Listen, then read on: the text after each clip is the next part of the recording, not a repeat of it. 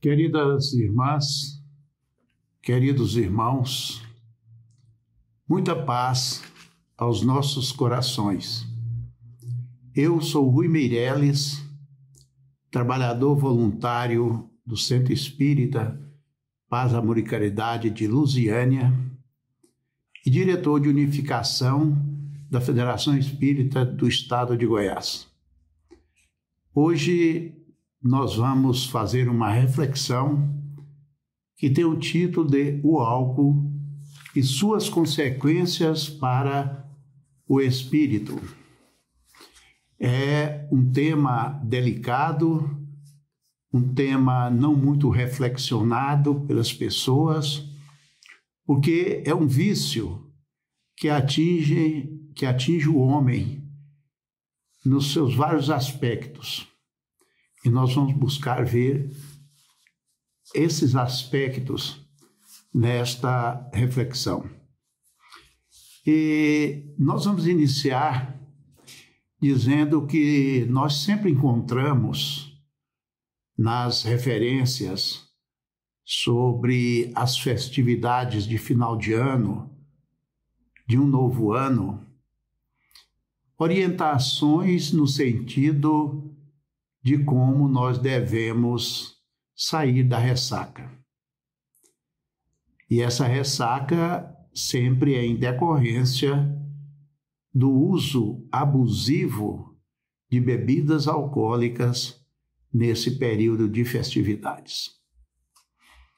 A bebida alcoólica, ela é um verdadeiro flagelo familiar, social, como também espiritual. Evitar de beber é o melhor remédio para evitar esse flagelo. Agora, apesar da produção, da promoção, da legalização e o consumo em massa do álcool, a maioria das pessoas não considera, como também não entende, as consequências espirituais em decorrência do consumo abusivo de álcool. As pessoas, e muitas vezes por ignorância, por falta de conhecimento dessa inter-relação entre o mundo físico e o mundo espiritual, não se atentam para as graves consequências e os desdobramentos do uso abusivo do álcool.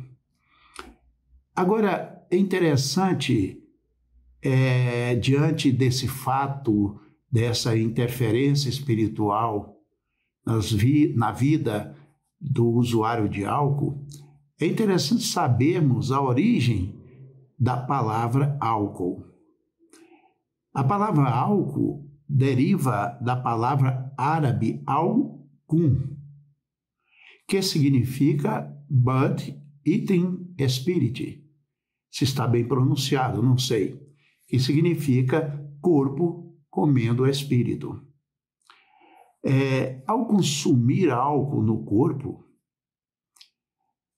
o álcool extrai a própria essência da alma, permitindo que o corpo seja mais suscetível às entidades vizinhas, próximas, e entidades entendendo no sentido de espíritos.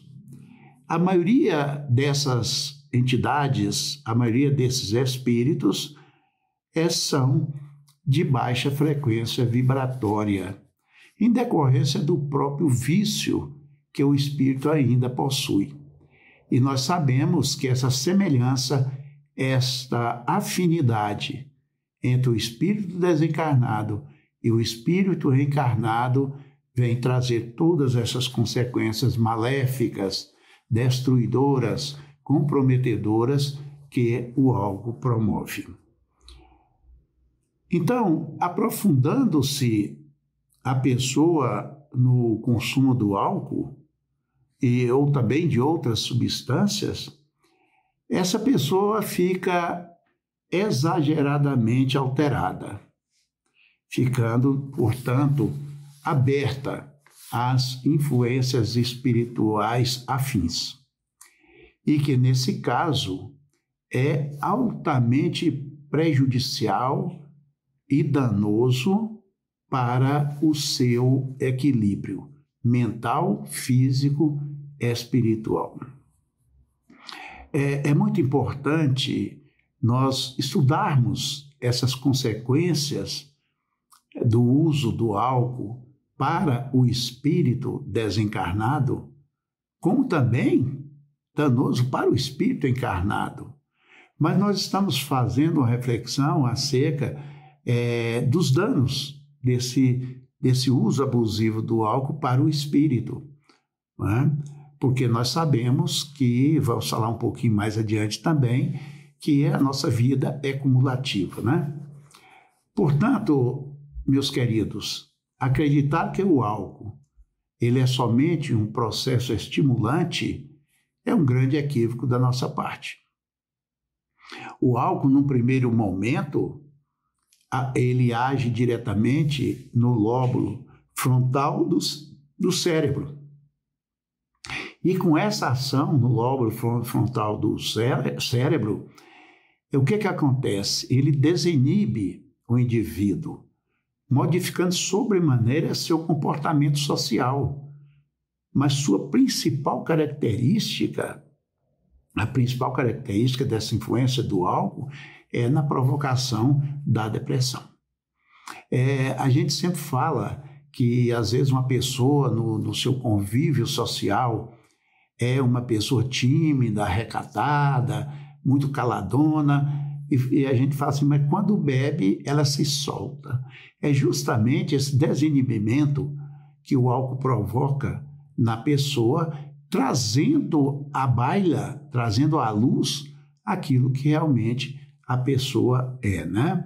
Às vezes, nesse processo de máscara social, vamos assim dizer, a pessoa se esconde atrás dessa máscara e o álcool derruba, né? Retira essa máscara social.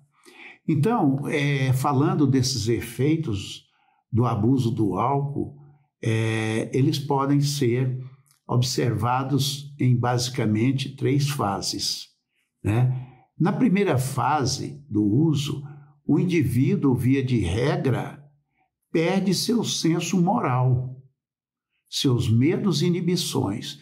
É aquilo que nós estávamos falando anteriormente. Nós tivemos um caso aqui no grupo de dependência química na nossa casa espírita, em que a pessoa, pai de família, procurou o grupo para se reabilitar do uso abusivo do álcool.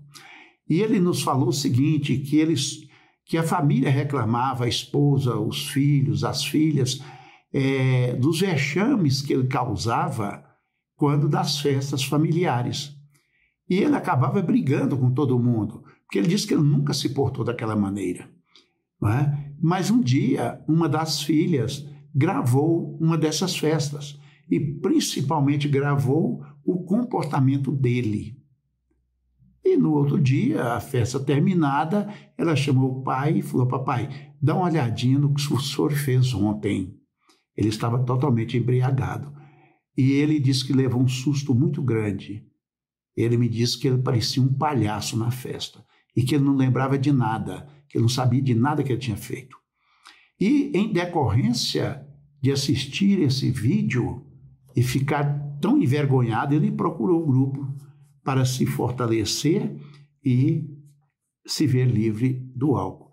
E isso ocorreu. Ele ficou uns 3 anos no grupo, e ele era motorista, trabalhava numa empresa, já estava quase perdendo o emprego, e ele se recuperou totalmente e nunca mais bebeu. Nessa segunda fase, pode ocorrer falta de coordenação motora, descontrole de reflexos, descontrole emocional e agressividade.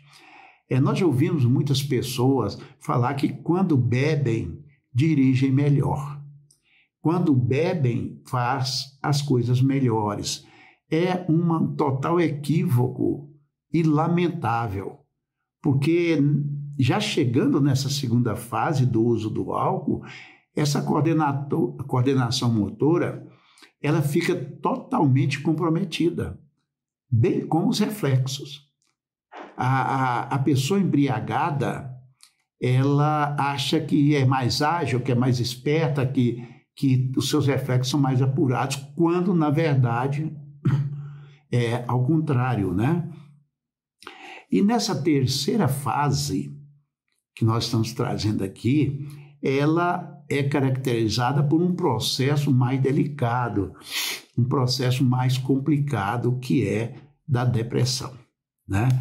Condição em que o espírito, o indivíduo, melhor dizendo, ele reclama de tudo e de todos. Ele reclama da vida, do salário, quer dizer, ele torna a vida dele e a vida daqueles que compartilham com ele um inferno, né?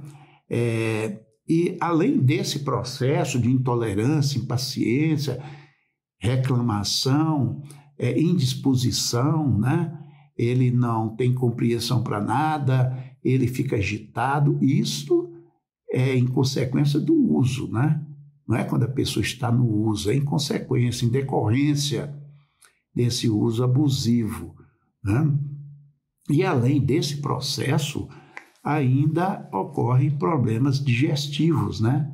Como é o caso de vômitos, diarreias, dores de cabeça, a questão do sono, um mal-estar geral, chegando ao processo de coma, né? Além de outros fatores.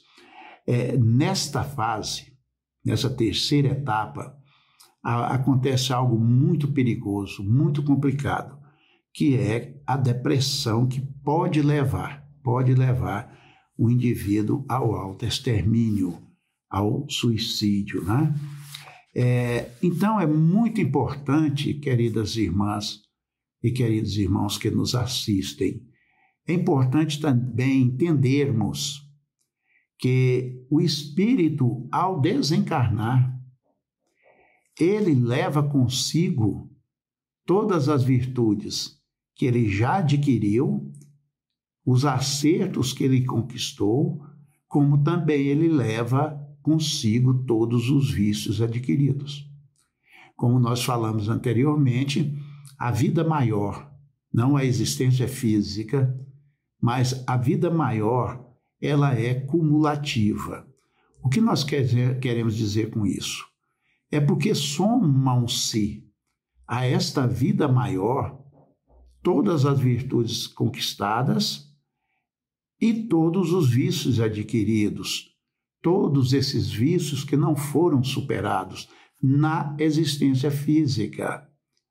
Ora, como essa vida é cumulativa, então é muito importante que nós combatamos, né, ostensivamente os vícios.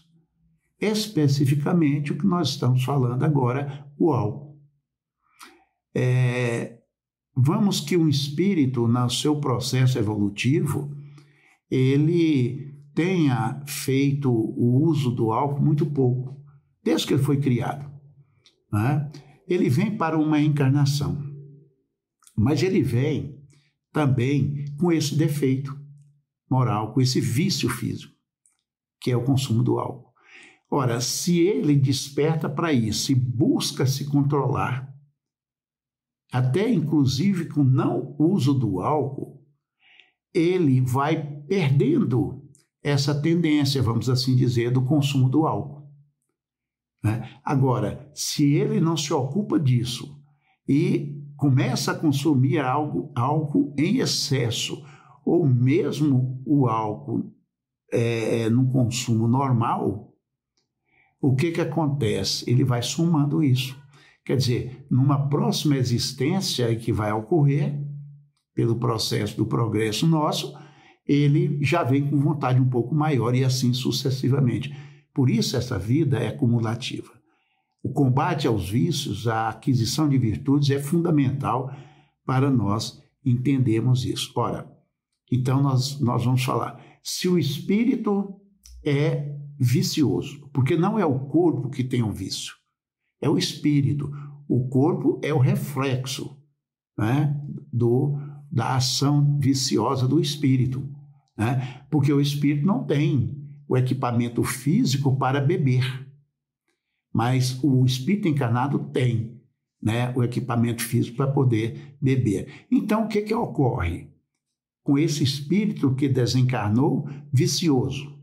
Com esse espírito que desencarnou e tem necessidade de fazer uso do álcool. Ora, ele não tem um corpo mais. Então, o que ele faz?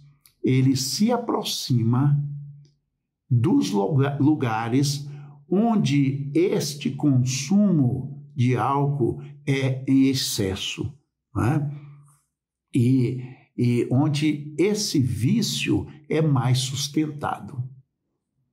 Ora, se ele é desencarnado e tem necessidade de beber, porque é vicioso ainda, ele vai procurar os bares, ele vai procurar os locais onde esse consumo é excessivo. E aí nós devemos nos alertar para algo, inclusive os nossos lares.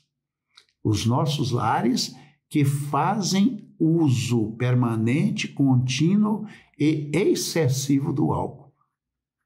Porque muitas vezes na nossa casa, no nosso lar, nós podemos considerar quase como um bar.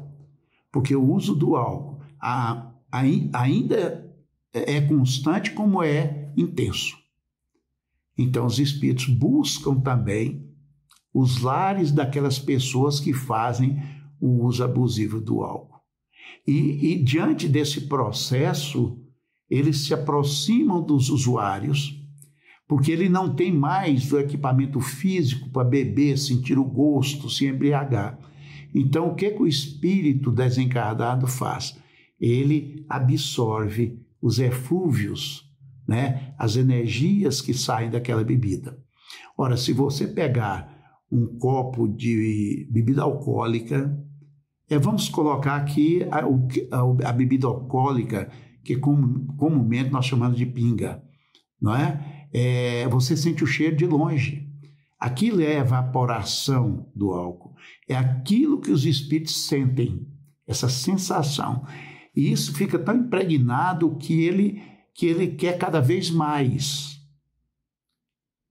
Por isso, muitas vezes, nós escutamos relatos de pessoas falando: eu estava bebendo ali no bar com os amigos e quando eu vi eu estava totalmente embriagado, eu não queria beber tanto assim.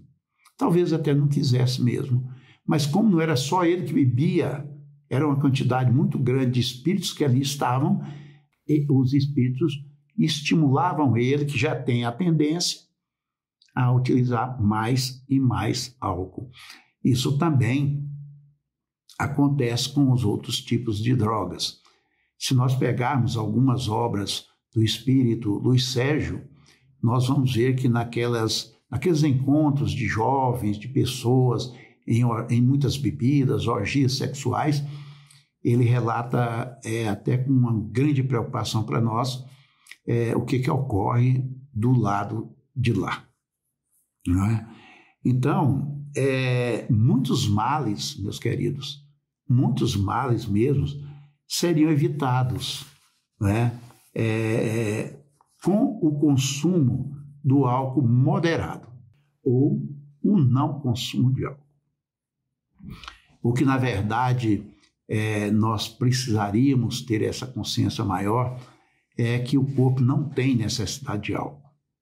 O corpo não tem necessidade de nenhuma droga, a não ser o corpo doente, né, que nós estamos falando através das drogas farmacêuticas, das medicações que são usadas no tratamento de doenças. Isso não tem como fugir, né? E são drogas também, mas drogas no limite daquilo que nós necessitamos, com recomendação médica, prescrição médica, né, com todos esses controles, mas não deixam de ser drogas, né? A gente sempre fala que o problema não é a droga, é a dosagem da droga, né?